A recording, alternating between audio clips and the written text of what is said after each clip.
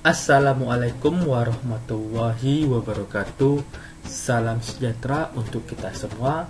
Bertemu lagi di Arifwan Channel bersama saya Apriandi Arifwan.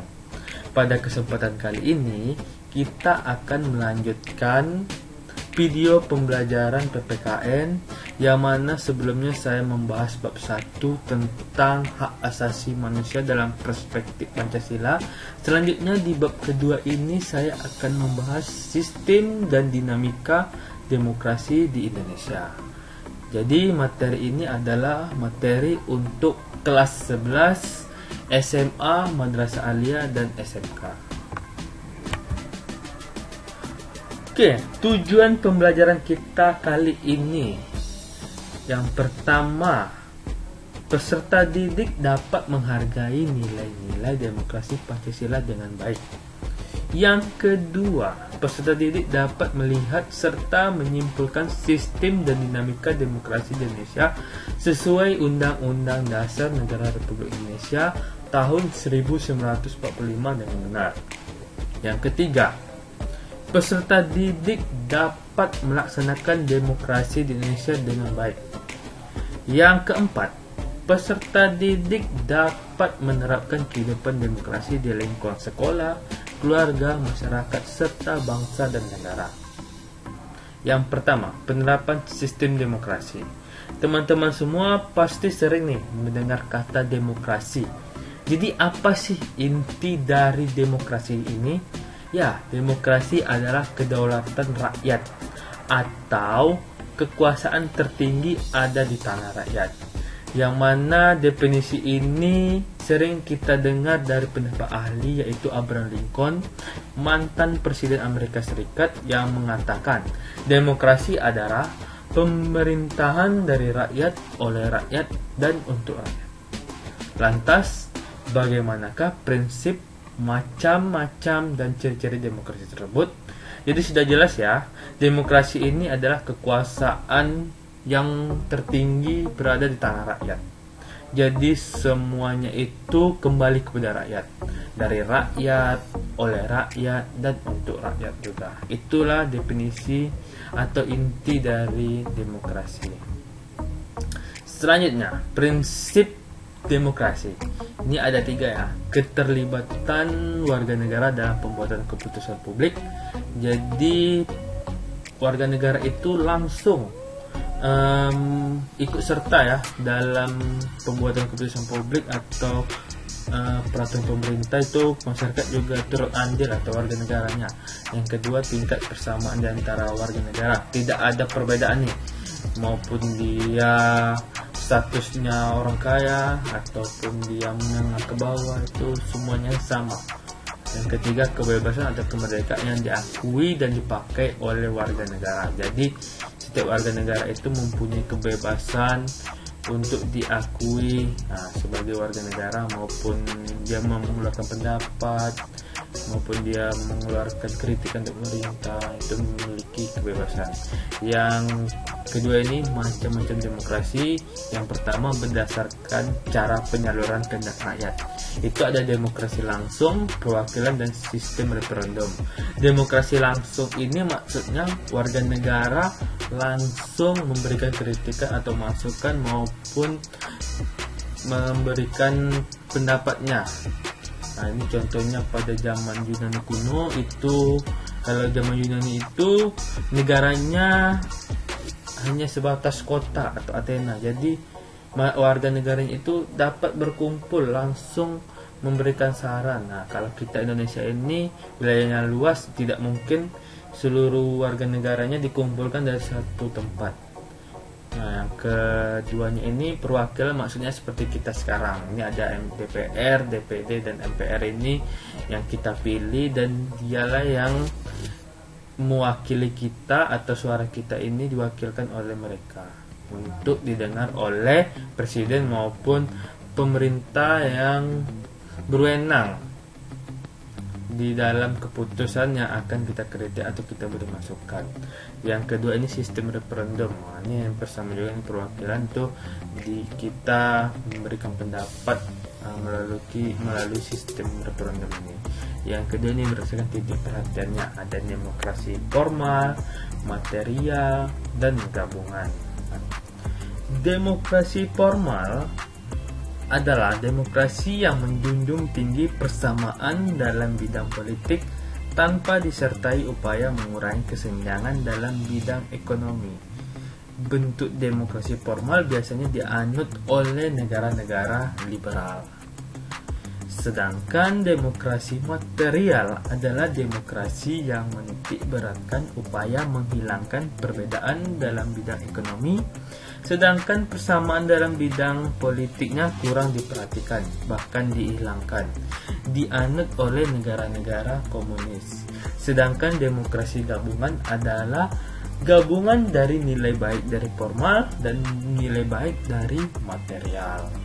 Sedangkan demokrasi berdasarkan ideologi, yang pertama ada demokrasi konstitusional atau liberal.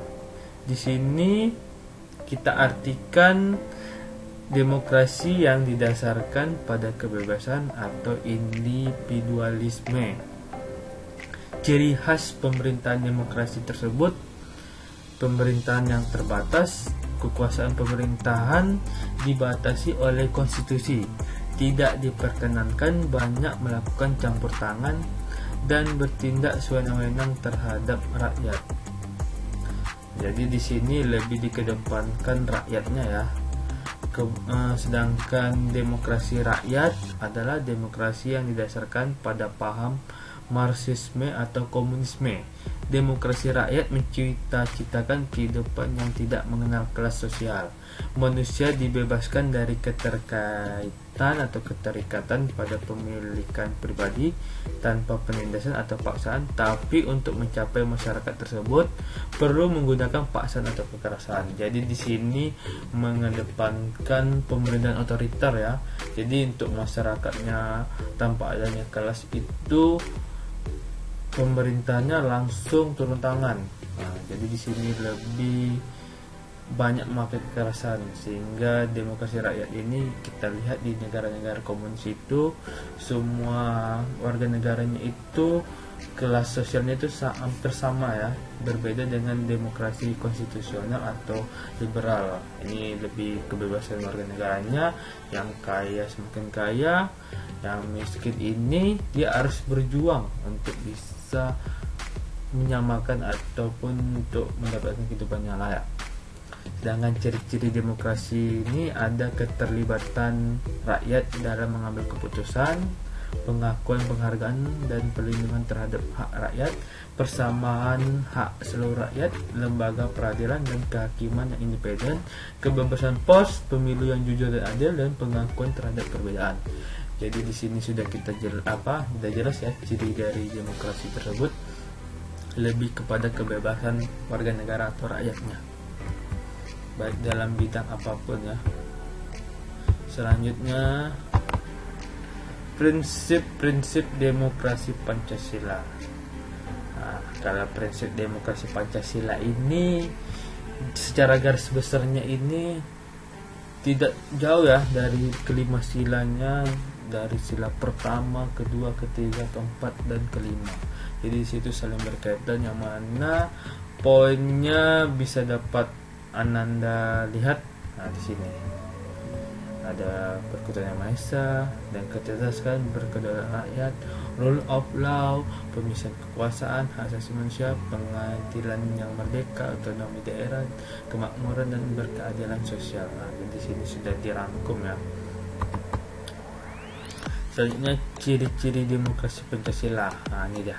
Kedaulatan ada di tangan rakyat berdasarkan kekeluargaan suara dan mufakat, keselarasan antara hak dan kewajiban, penghargaan hak asasi manusia, tidak ada menganut sistem monopartai atau satu partai ya, tidak mengenal diktator atau mayoritas dan tirani minoritas, mendahulukan kepentingan rakyat, aspirasi disalurkan melalui wakil rakyat, tidak mendukung demonstrasi yang berujung kerusuhan.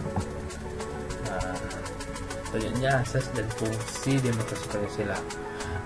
Di sini asasnya ini kerakyatan dan musyawarah, Kalau fungsinya menjamin keikutsertaan rakyat dalam kehidupan bernegara, berdirinya negara Republik Indonesia, tetap tegaknya NKRI, tegak hukum yang berasal dari Pancasila, adanya hubungan yang sama serasi seimbang antar lembaga negara, menjamin pemerintahan yang bertanggung jawab. Selanjutnya, membangun kehidupan demokrasi sesuai Undang-Undang Dasar Negara Republik Indonesia tahun 1945.